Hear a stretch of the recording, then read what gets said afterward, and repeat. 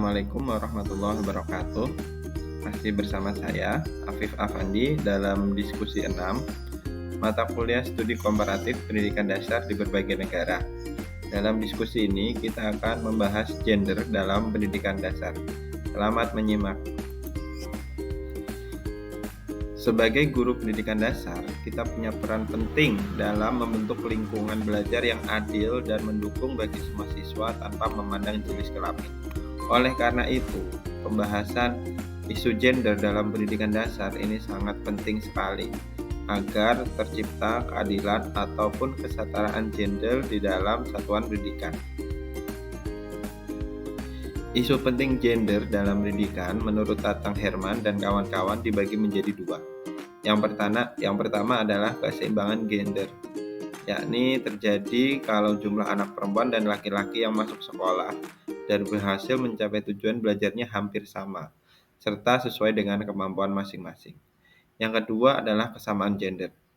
Dalam pembelajaran berarti anak perempuan dan laki-laki diperlakukan dengan adil tanpa membeda-bedakan supaya semua punya kesempatan yang sama untuk belajar dengan baik. Peran guru pendidikan dasar dalam mengatasi gender. Bagaimana guru bisa berkontribusi? Pertama, guru bisa memberikan perlakuan yang adil. Semua siswa maupun laki-laki dan perempuan diberi kesempatan yang sama untuk bertanya, berpendapat, dan juga berpartisipasi. Kemudian yang kedua adalah menggunakan bahasa yang inklusif. Hindari penggunaan kata-kata yang membedakan peran berdasarkan jenis kelamin, seperti anak laki-laki itu kuat dan anak perempuan lemah. Yang ketiga, menyediakan contoh yang beragam. Tampilkan contoh-contoh tokoh sukses dari berbagai latar belakang gender di bidang sains, olahraga, seni, dan lainnya. Jadi tidak fokus kepada tokoh laki-laki saja, tetapi sama antara tokoh laki-laki dan perempuan.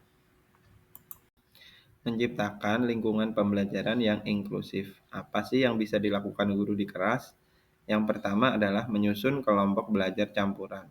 Ajak siswa dari semua gender untuk bekerja sama dalam satu tim agar saling menghargai perbedaan. Kemudian yang kedua, menghargai minat dan bakat semua siswa. Dukung hobi dan bakat siswa tanpa membatasi berdasarkan jenis kelamin.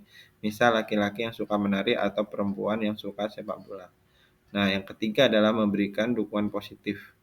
Beri pujian dan semangat kepada semua siswa atas usaha yang sudah mereka lakukan. Dengan melakukan hal ini, diharapkan kita bisa menciptakan lingkungan pembelajaran yang inklusif. Strategi promosi kesetaraan gender di SDN Cakung Timur 06. Yang pertama, memberikan kesempatan yang sama. Semua siswa, baik laki-laki maupun perempuan, diberi kesempatan yang sama untuk menjadi ketua kelas, mengikuti lomba, dan proyek sekolah. Dalam gambar ini, saya memberikan kesempatan yang sama antara laki-laki dan perempuan untuk tampil di depan kelas, membacakan hasil karya belajar mereka, sehingga mereka tampil dengan percaya diri. Yang kedua, poster dan materi edukasi. Kita bisa menempelkan poster tentang kesetaraan gender di kelas ataupun koridor sekolah, sehingga siswa mudah melihat. Strategi mengidentifikasi diskriminasi dan mengajarkan toleransi. Yang pertama adalah membuat keyakinan kelas. Saya bersama dengan peserta didik bisa membuat keyakinan kelas yang mana berisi janji untuk saling menghormati, tidak mengejek, dan membantu teman yang berbeda. Kemudian diskusi dan curhat kelas. Kegiatan ini bisa dilakukan setiap pagi di awal pembelajaran, yang mana mengajak anak-anak untuk terbuka, menceritakan jika ada ketidakadilan atau perbedaan perlakuan. Kemudian berikutnya ada drama atau role play. Jadi anak-anak bisa mengadakan pentas drama kecil di kelas yang bercerita tentang pentingnya menghormati teman tanpa membeda-bedakan perbedaan baik itu laki-laki maupun perempuan. Tantangan utama dalam mempromosikan kesetaraan gender. Tantangan pertama adalah pola pikir lama, di mana masih ada siswa dan orang tua yang beranggapan bahwa laki-laki dan perempuan itu memiliki peran yang berbeda. Kemudian yang kedua adanya kurangnya contoh di lingkungan. Di sekitar siswa mungkin masih banyak contoh sikap diskriminatif yang tidak sesuai dan tidak patut dicontoh untuk para siswa. Kemudian perbedaan pemahaman siswa. Setiap anak memiliki pemahaman yang berbeda-beda tentang kesetaraan. Ada yang cepat mengerti, ada yang perlu dijelaskan berulang-ulang baru mengerti. Berikut adalah cara mengatasi tantangan. Yang pertama, sosialisasi rutin ke orang tua.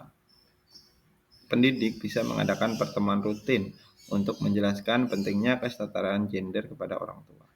Kemudian memberi teladan sehari-hari. Guru dan staf sekolah bisa menjadi contoh langsung dalam memperlakukan siswa dengan adil.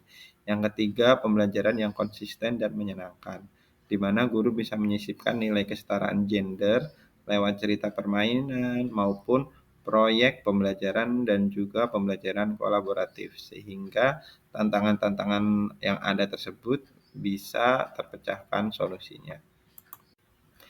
Demikian pembahasan diskusi 6 terkait gender dalam pendidikan dasar. Semoga pembahasan yang kita lakukan memberikan banyak manfaat